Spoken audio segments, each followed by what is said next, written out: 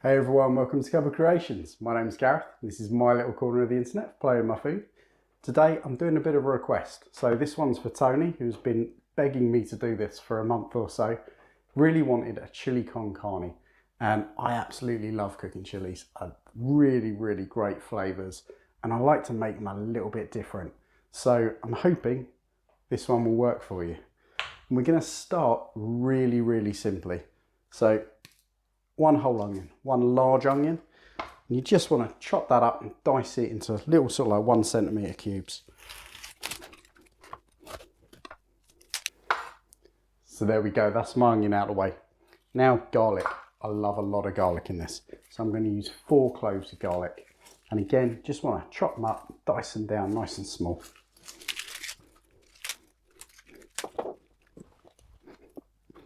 Okay, that's my onion and garlic all sorted. Everything else, we just go straight over to the hob and put it together. But before we head over there, I just want to talk to you about one thing with the spices we're using. And that's going to be smoked paprika. Love it in a chili. It really adds such a depth of smoky flavour. Really great. But if you can, get a good one. Any of these tinned ones from Spain, what's this one? La Chinata, really fantastic. I always use the sweet version, because I can add heat then. You know, if you start using the hot one for some things, sometimes depending on people's palates, everything's instantly hot. So I like the sweet one, then add a bit of chili if I need to. And the reason I use it, and you can see the difference here. So hopefully the camera picks this up right. But here we've got your normal kind of bog standard from a supermarket smoked paprika. It's an almost orange colour, and it is a little bit thicker. And you're going to get then a lot more harshness with it. Whereas with the proper Spanish smoked paprika, everything kind of comes in much more mellow, adds just that huge punch of flavour without it skimming the back of your throat off. So there we go, that's it for this bit. Pop that there. We're going to head over to the hob and get cracking with it. Okay, so over here, first thing we're going to do, vegetable oil, about a tablespoon. Pop that in there. And then pop your onions in, and you're just going to sweat those down for about 5-6 minutes. Just going to pop the lid on there, let them really kind of soften down before we put the garlic in. Put the garlic in at the same time, I often end up with burnt garlic, and that's crunchy and horrible, and no one wants that. So leave that in there. The reason I'm using one of these, you can just do this in a saucepan, is I'm going to be using lumps of beef for this one, and I'm going to slow cook it over a couple of hours just to get it really kind of nice and melted down. But if you want to use minced beef, you absolutely can. If you're using that, you don't need to put it in the oven. So just whack it in a saucepan, and I'll go through that in a bit, but just do it the same way. So I'll leave that for a couple of minutes. See you in a sec. So here we go. Oh yeah, that onion nice and soft. We'll get in there. Slightly browned. That's perfect. So now garlic in. Just pop that in there and only give that about 3 minutes. You don't want any longer. The last thing you want, as I said, is burnt garlic. So just keep that, stirring it around a bit. Do the same. Just let that sweat down a bit for about 3 minutes. There we go. Garlic is sweated down.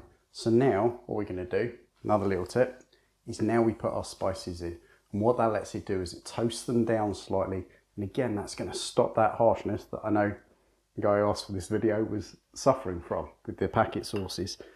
So we're going to put in 2 teaspoons of that lovely smoked paprika. Adds a real punch of flavour, and then it's up to you on the chilli. So I'd always put a little bit in. It's a chilli, but wouldn't go mad. I'm going to put in about half a teaspoon for me of that, and then you'll get that bit of spiciness, but you won't get tons of it.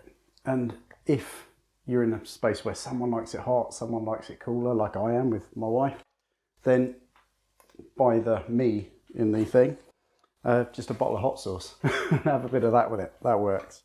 So you're just going to stir those around, and then you're going to get this lovely kind of base of onion and garlic, all with those spices, and that smell will start to permeate only after about 30 seconds or so. It's about all you need. And you'll get this lovely kind of fragrance coming off it, coming through, yeah, almost now. Got that smoky flavour.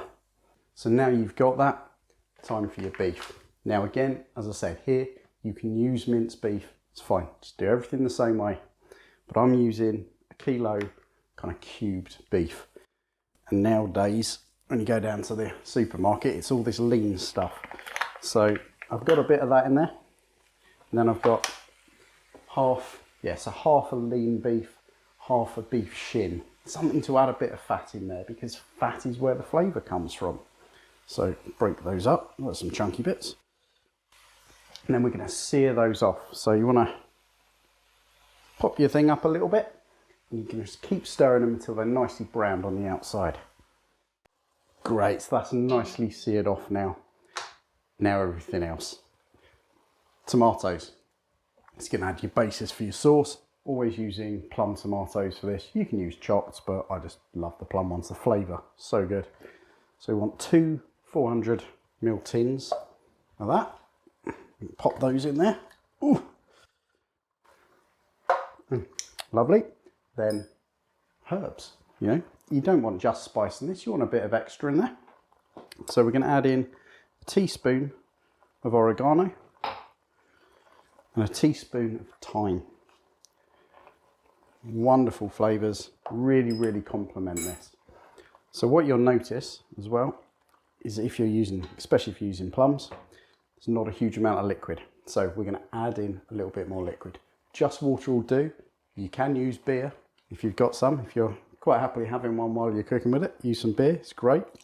So I'm going to pour a glass in there, basically almost like if you get one of the tomato tins and pop it in, fill it back up with water, just so it gets to the point where it's kind of covered. And give some of those tomatoes a quick little chop through. And then we're going to add a couple of extra little ingredients that really kind of elevate this. So, Worcestershire sauce, absolutely great with this. And you want a good 2 teaspoons of this in there. Quite strong stuff. What I love, and I know this isn't a Mexican dish, this is very much an American dish, but in Mexico, salsa inglesa, something that's, I love that. You know, it's just almost an English sauce, and it really adds, and you'll find it in any kitchen in Mexico. Really adds, and as this has, you know, I know it's American, it's not Mexican, but as it has kind of those little elements of Mexico in it, it's kind of got that thought to it. Adding something that they would use seems perfectly sensible to me. So that's that. And then we're going to add in something that really adds some flavour. So I'm going to use molasses. Now, it's kind of like just almost, well, it is treacle, like a black treacle. I prefer to use the kind of sugared version just because it adds a bit of sweetness and also keeps for a lot longer and doesn't make the inside of your cupboards horrendously messy. So I'm going to put in quite a bit here. I'm going to put in 3 tablespoons of molasses.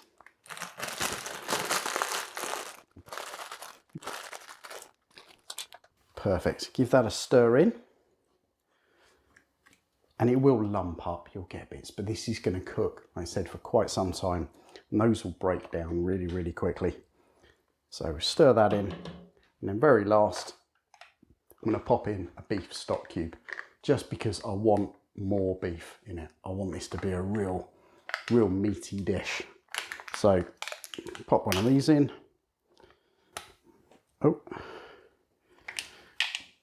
try not to splash it all down your front. Oh well, never mind. And then just stir that in. Then you're going to bring that to a simmer. Might take a little while, 5 minutes or so, just to bring it up and get it bubbling away. Brilliant.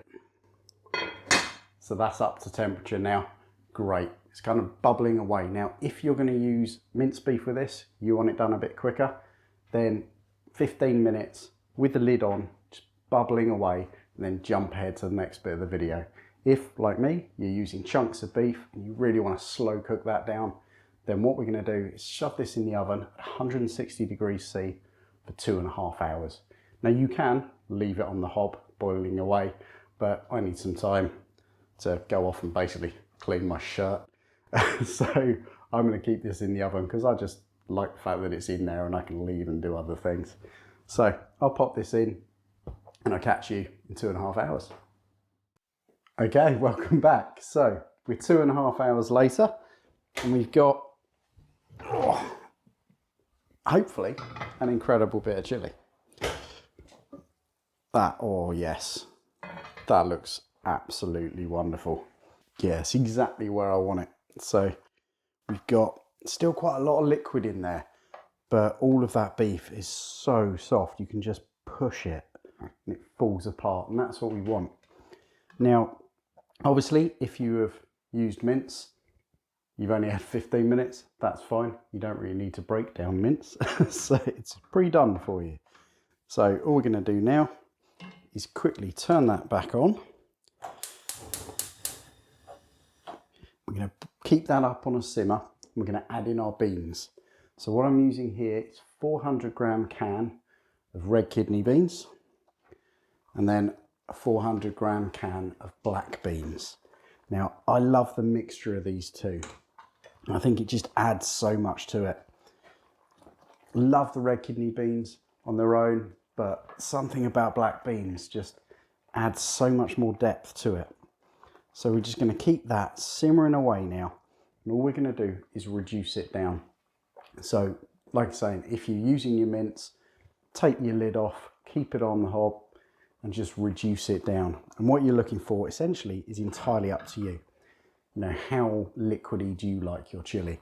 For me, I like it all kind of almost like really, really thick. So don't be scared to kind of bash it around a bit, break up those bits of meat, and then just keep it simmering away. Probably going to be 20, 25 minutes until you've just got it down to that nice kind of thick sauce.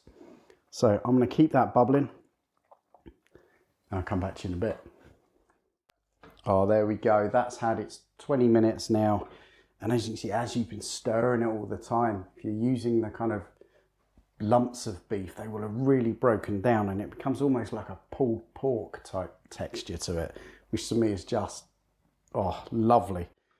So there you go. What you're looking for is when you stir it and you push the spoon or spatula across the bottom, you'll see the bottom and you get this kind of oozing back of the liquid in it. And that, to me, is exactly where I want it. I don't want it super, super liquidy myself, because one of my favourite ways of having it is just like over nachos or something like that. So you don't want it a soup. So there we go. That's it. So all we're going to do now is have a quick taster.